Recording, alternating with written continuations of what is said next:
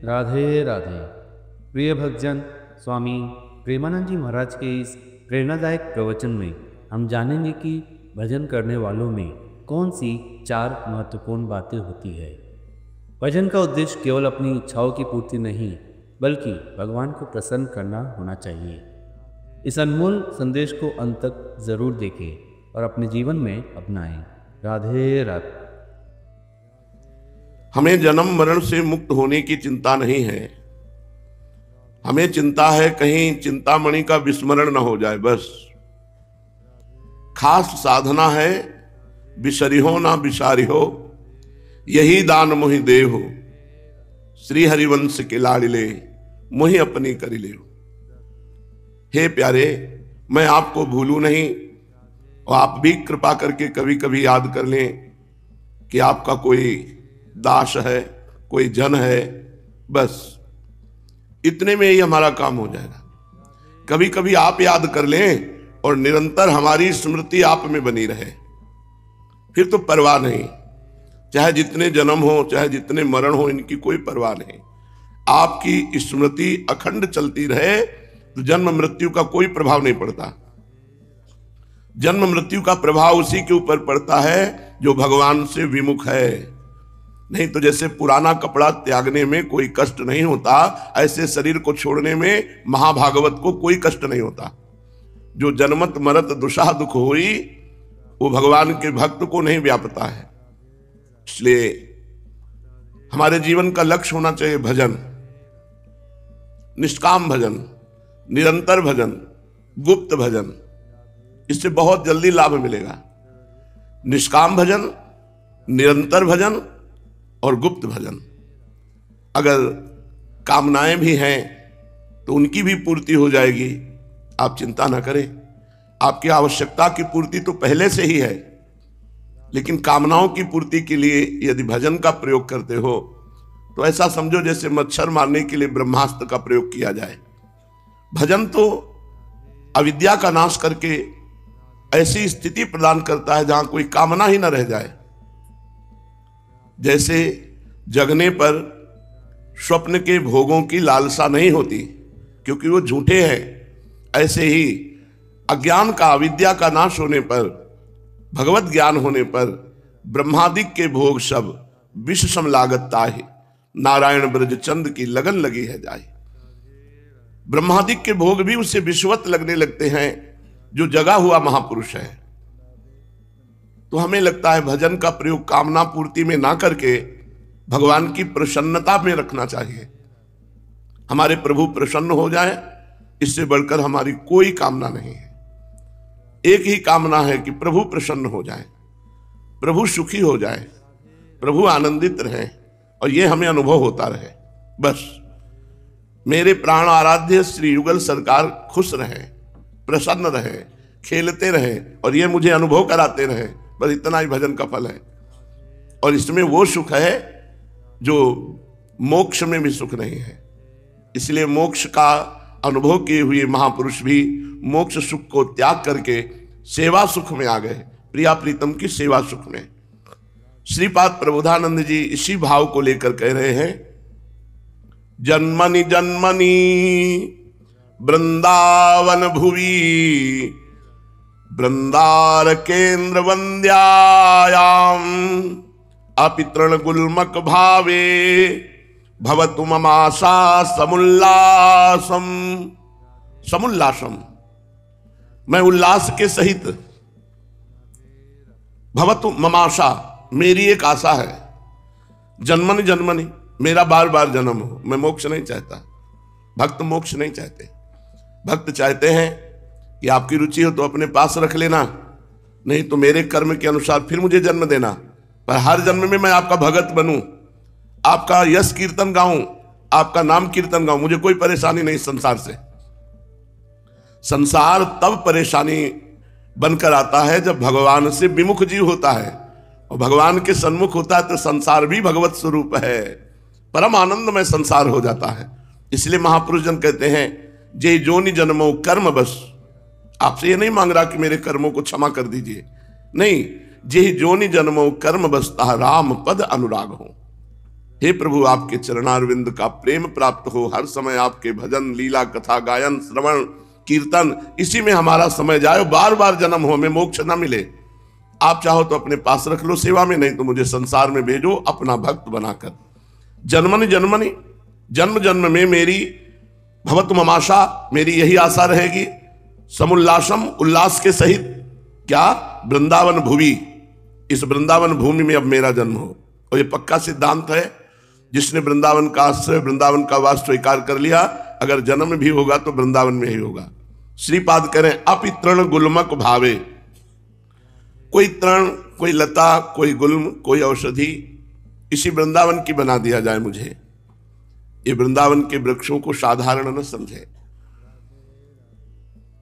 अगर एक वृक्ष कृपा कर दे तो प्रिया प्रीतम का साक्षात्कार हो जाए, इतनी सामर्थ्य है।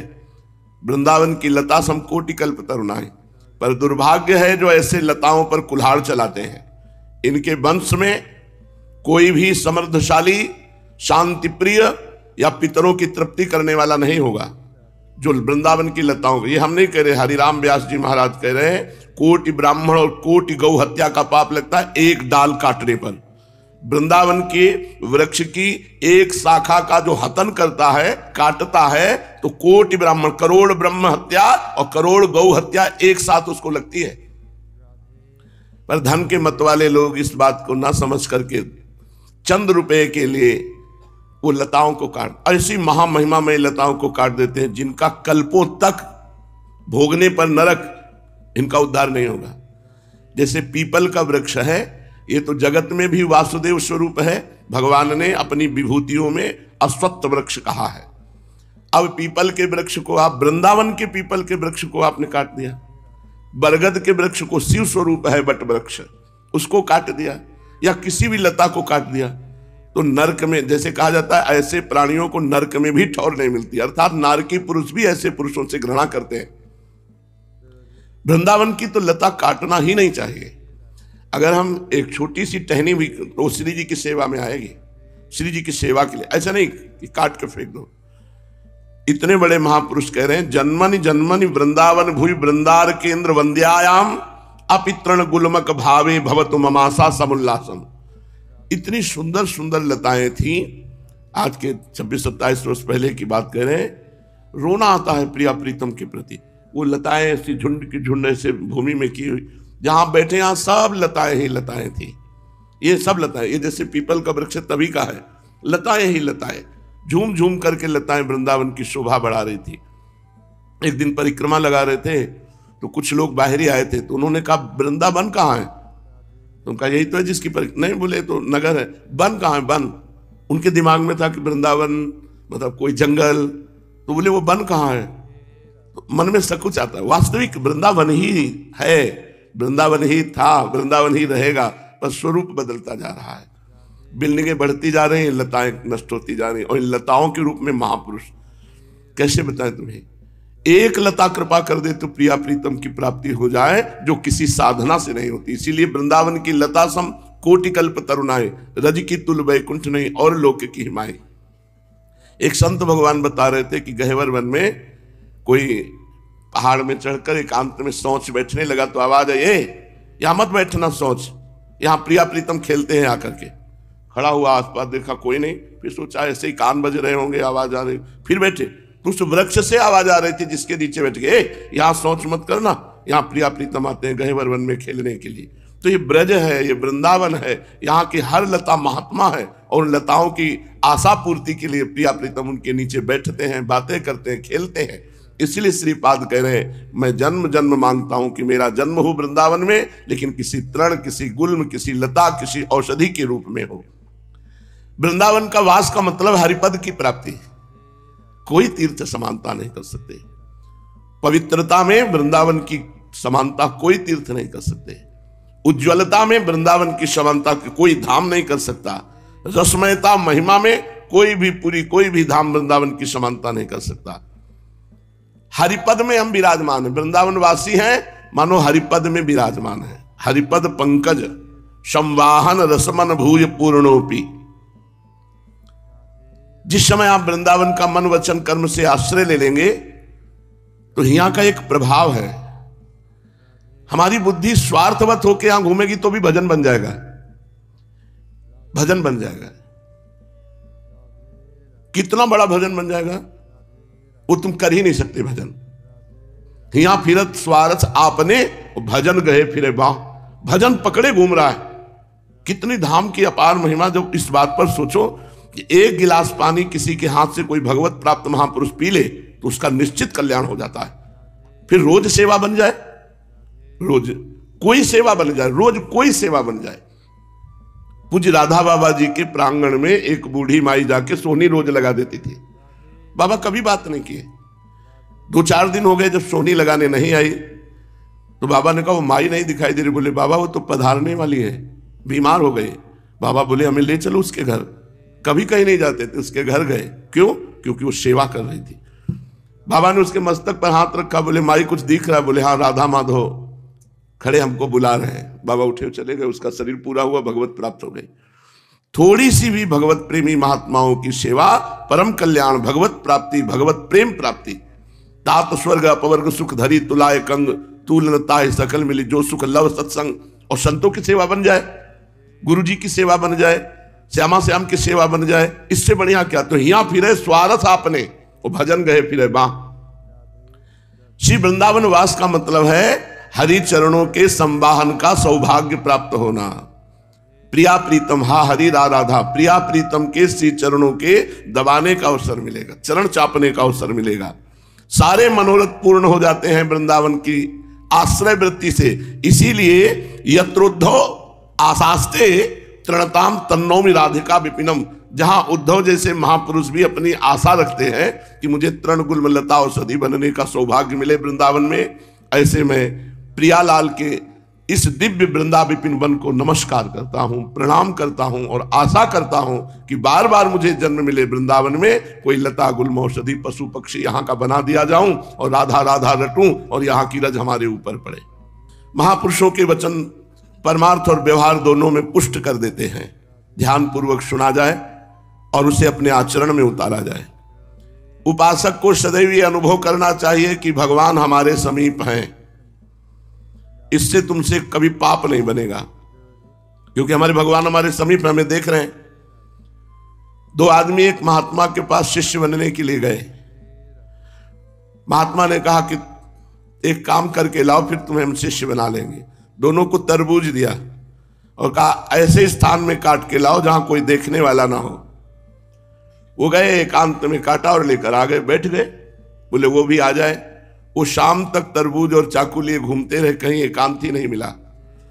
आके ऐसे समूचा तरबूज रख दिया। बोले महाराज जी असंभव, मेरे से तरबूज नहीं काटा जा सकता, क्योंकि आपका आदेश था एकांत जहां हो, कोई ना देखता हो, वहां से काट के ले आओ। तो बोले तुम्हें ऐसा कोई स्थान ही नहीं मिला। दूसरे ने कहा हमें तो मिला महाराज जी, कोई नहीं देख रहा था, हम काट के ले आए। तो बोले तुम्हें क्यों नहीं मिला? बोले मैं जहां देखता हूं वहां लगता है भगवान तो है ही, और गुरु आज्ञा है कि कोई ना देखे, तो कोई में भगवान तो है ही, भगवान तो देख ही रहे। तो जो तरबूज काट के लाया था उससे कहा जाओ खा लो तरबूज, हो जाओ, तुम चेला बनने लायक नहीं हो। और जो नहीं काटा था उससे कहा तुम विवेकी हो, तुम सदैव भगवान को जब सर्वत्र देखते हो तो तुम्हारा काम बहुत जल्दी हो जाएगा। तो हर उपासक को ये देखना चाहिए कि भगवान हमारे समीप है, वो हमें देख रहे हैं। हमें कोई ऐसा काम नहीं करना चाहिए जो भगवान से विमुख हो, क्योंकि शरणागति का लक्षण है श्री कृष्ण अनुकूलेन प्रतिकूलस्य विसर्जनम। अपने आराध्य देव प्रभु के अनुकूल आचरण हो और प्रतिकूल आचरणों का त्याग हो। इसलिए सर्वत्र कहीं भी हो तुम्हारे पास प्रभु हैं, तुम्हें देख रहे हैं, ऐसा अनुभव करो। दूसरी बात, प्रभु हमारी सदा रक्षा कर रहे हैं, दृढ़ विश्वास करो। प्रभु हमारी सदा रक्षा कर रहे हैं। मैं कहीं भी हूं, कैसा भी हूं, प्रभु हमारी रक्षा कर रहे हैं। इससे आपको बहुत बड़ा बल मिलेगा, किसी का आश्रय नहीं रह जाएगा और प्रभु में अनन्यता आ जाएगी, प्रभु में समर्पण वृत्ति आ जाएगी। मेरे प्रभु सर्वत्र हैं, सब कुछ देख रहे हैं, मेरे प्रभु मेरे पास हैं, मेरी रक्षा कर रहे हैं। जब तक, ये तो एक परमहंस जी ने भी कहा था जो बाबा कह रहे हैं, जब तक साधक प्रवृत्ति का बोझा लाद लेता है तब तक ना इष्ट प्राप्ति होती, ना वैभव, ना व्यवस्था। जब तक अहंकार पूर्वक मैं अपनी व्यवस्था कर लेता हूं, वो ऊंचाई पे नहीं चढ़ता। जब पूरा प्रवृत्ति का बोझा भगवान पे छोड़ करके निवृत्ति में परख, कभी घी घना, कभी मुट्ठी भर चना, कभी वो भी न बना, वाह वाह रे फकीरा वाह जी, पूर्ण रूप से भगवद आश्रित, तो भक्ति पूर्वक भगवद आश्रय होने के कारण उसकी प्रवृत्ति निवृत्ति परक हो जाने से प्रकृति अपने आप सेवा करने लगती, प्रकृति दासत्व को प्राप्त हो जाती है। ये माया उसकी दासी बन जाती है जो भगवान को पूर्ण अपने आप को समर्पित कर देता है। तो ऐश्वर्य, वैभव, ज्ञान, विज्ञान सब जागृत हो जाता है। शायद पकड़ पा रहे हो। अपनी जिम्मेवारी जब तक आप लिए हैं, अपना भार जब तक आप लिए हैं, तब तक कर्मों के हिसाब से मिलेगा आपको। और जब अपना भार प्रभु को समर्पित कर देंगे तो फिर प्रभु की इच्छा से मिलेगा आपको, कर्मों के अनुसार से नहीं मिलेगा। फिर हरि इच्छा, हरि प्रसाद कछु दुर्लभ नहीं। इसलिए विश्वास करो प्रभु पर और तल्लीन हो जाओ सब चिंता छोड़कर प्रभु में। फिर देखना उपासना परिपक्व होती है तब कैसे प्रकृति तुम्हारी सेवा करती है, कैसे रिद्धियां सिद्धियां तुम्हारी सेवा करती हैं, कैसे दिव्य भाव तुम्हारे अंदर जागृत होते हैं। इष्ट के लिए ही वृत्तियों का त्याग या ग्रहण करना चाहिए। हमारे इष्ट प्राप्ति में बाधक है तो त्याग, हमारी इष्ट प्राप्ति में ये व्यक्ति, ये वृत्ति, ये वस्तु बाधक है तो उसका त्याग, अपने सुख के लिए नहीं। उपासक इष्ट प्राप्ति के लिए एक एक वृत्ति का त्याग करता है। ये वृत्ति भगवत विमुख है, त्याग। ये व्यक्ति भगवत विमुख है, त्याग। ये वस्तु सेवन करने से भजन छूटता है, त्याग। जो व्यक्ति, वृत्ति, वस्तु, स्थान भगवत विमुख कर दे, भजन की हानि कर दे, उसका त्याग। उपासक इष्ट वृत्ति के लिए सर्वस्व त्याग करता है। और विषयी पुरुष अपने अनुकूल प्रतिकूल, अनुकूल तो ग्रहण किया, प्रतिकूल तो त्याग कर दिया। भजन करते समय उपासक को ना तो भूत का चिंतन करना चाहिए ना भविष्य का। वर्तमान को मंगलमय करो, तुम्हारा भूत भी मंगलमय हो जाएगा और भविष्य भी उज्जवल हो जाएगा। जब तुम वर्तमान में वृत्ति कृष्णाकार कर दोगे तो तुम्हारा भविष्य भी महान उज्जवल, भूत भी परम पावन हो जाएगा। चित्त का निरंतर इष्ट देव के चिंतन में लगे रहना ही सबसे बड़ी साधना है। जो मित भाषण कम बोल करके अधिक से अधिक भजन करता है, उसका इष्ट देव के प्रति अनन्य चिंतन होने लगता है। और अनन्य चिंतन ही साधना है, अनन्य चिंतन ही सिद्धावस्था है। ध्यान केवल अपने इष्ट के नाम का, मंत्र का, रूप का, लीला कथा का। तुम्हारे ध्यान में कोई और रूप ना आने पावे, व्यक्ति, वस्तु, स्थान। हमारे ध्यान में हमारे आराध्य देव हों, नेत्रों में आराध्य देव की ही झलक होनी चाहिए। अगर हम किसी व्यक्ति से बात किया और हटने के बाद उसकी छवि आ गई तो तुमने राग कर लिया उस व्यक्ति से। नहीं, बात करने के बाद उसकी छवि नहीं आनी चाहिए दिमाग में। अगर हमने किसी वस्तु का सेवन किया और सेवन के बाद हमारा चिंतन उसी में, तो हमने राग पूर्वक सेवन किया। इसलिए हमें हर व्यक्ति, वस्तु, स्थान से राग रहित होकर व्यवहार करना है कि एकांत में हमारे चित्त रूपी दर्पण में किसी का प्रतिबिंब न पड़े, केवल आराध्य देव। ये प्रवीणता, ये चतुरता रखनी होती है। भगवान अनंत है, उनके नाम अनंत है, उनके रूप अनंत है, उनकी लीला अनंत है। तुम्हें जो गुरुदेव ने इष्ट देव दिया है उसी में आसक्त हो जाओ। गुरुदेव ने कहा राम तो राम राम, गुरुदेव ने कहा राधा तो राधा राधा, कृष्ण तो कृष्ण कृष्ण। जो गुरुदेव ने नाम रूप दिया है उसी में तुम आसक्त हो जाओ, क्योंकि हमारे भगवान के अनंत नाम है, अनंत रूप है, अनंत लीलाएं हैं। राधे राधे। प्रिय भक्तजन, स्वामी प्रेमानंद जी महाराज के इस प्रेरणादायक प्रवचन ने यदि आपके मन में भक्ति की प्रति नई ऊर्जा और दृष्टिकोण जगाया हो तो कृपया इस वीडियो को लाइक करें, इसे अपने परिवार, दोस्तों और अपने लोगों के साथ शेयर करें ताकि वे भी इस अमूल्य ज्ञान का लाभ उठा सकें। हमारे चैनल को सब्सक्राइब करना ना भूलें ताकि आप स्वामी जी के ऐसे ही और भी अनमोल प्रवचन और आध्यात्मिक संदेशों से जुड़े रह सकें। आपकी एक छोटी सी पहल दूसरों के जीवन में बड़ा बदलाव ला सकती है। हमसे जुड़े रहिए और भक्ति, सेवा और भगवान की प्रेम की इस यात्रा को आगे बढ़ाएं। आपकी भागीदारी हमारे लिए प्रेरणा है। आप सभी को ऊपर भगवान का कृपा बने रहे।